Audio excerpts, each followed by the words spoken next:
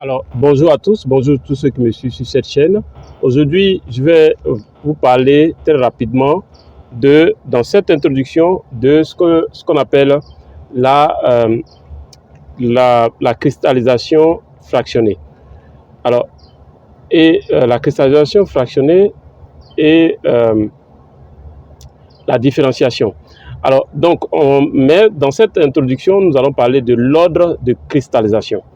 Alors, en termes d'ordre de cristallisation, notez déjà que le magma, par exemple, se refroidit et il ne se refroidit pas de la même manière qu'un corps pur. De la manière un corps pur va se refroidir à une température bien précise, le magma ne fera pas de la sorte. Le magma ne se refroidit pas comme un corps pur à une température, par exemple, T1 ou T0. Alors, donc, le magma, pour se refroidir, va se refroidir à une température sous forme d'intervalle. Donc, on va aller, par exemple, à l'instant T1, on va être au niveau, par exemple, du liquidus, de ce qu'on appelle le liquidus, et on va évoluer vers l'instant T2 au solidus. Alors, le liquidus et le solidus, donc, vont véritablement vont se mettre en place en tenant compte d'un intervalle de temps, donc de T1 progressivement à T2. Alors, autre élément que vous devez noter, c'est que si on prend par exemple une roche volcanique, dans la roche volcanique, généralement, je vais couper le bruit du véhicule. Généralement, dans une roche volcanique, vous allez avoir ce qu'on appelle les phénocristaux, qui sont des gros cristaux qui, en fait, sont des cristaux qui peuvent aller de 1,1 mm à plusieurs centimètres.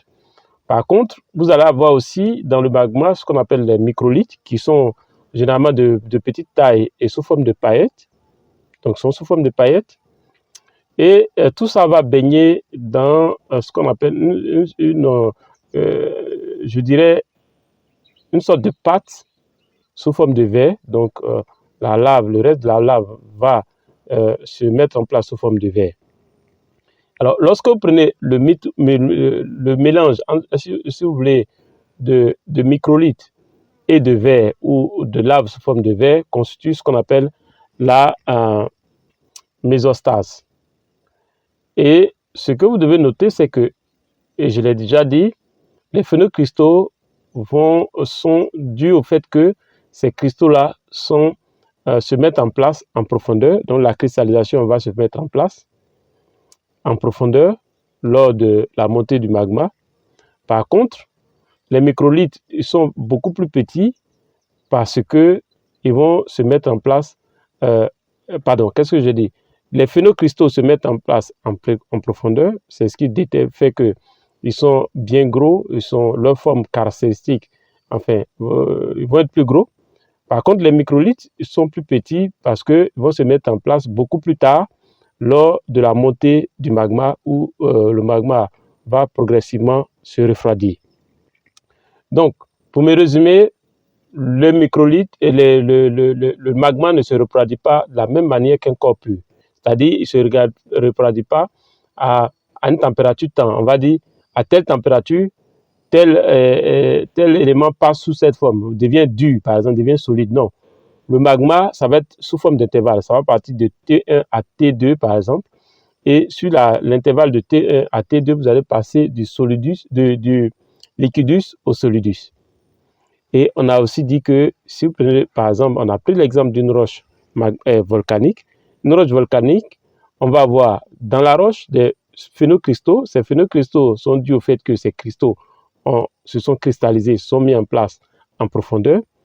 Et on va avoir aussi ce qu'on appelle les microlithes qui, eux, se mettent en place beaucoup plus tard, au moment de la montée, de la montée du fluide, donc du magma. Ils vont cristalliser, ils vont se mettre en place plus tard. C'est ce qui justifie leur forme en paillettes et le fait qu'ils soient de petite taille. Et dans tout ça va baigner dans une sorte de verre, dans une sorte de substance vitreuse. Et j'ai dit que cette substance sous forme de verre et les microlithes constituent la mésostase. Si cette vidéo vous a plu, nous allons voir dans la prochaine vidéo, nous allons continuer dans une prochaine vidéo les questions de cristallisation fractionnée. Et sachez que cela va justifier la mise en place des différents minéraux. Alors, si cette vidéo vous a plu, faites-moi un gros like. Sachez que j'essaie de simplifier au maximum la chose, mais dans les faits, le phénomène est beaucoup plus complexe. Notre objectif sur cette chaîne, c'est de simplifier la géologie. Merci, à très bientôt. Ciao, ciao. Si cette vidéo vous a plu, faites-moi un gros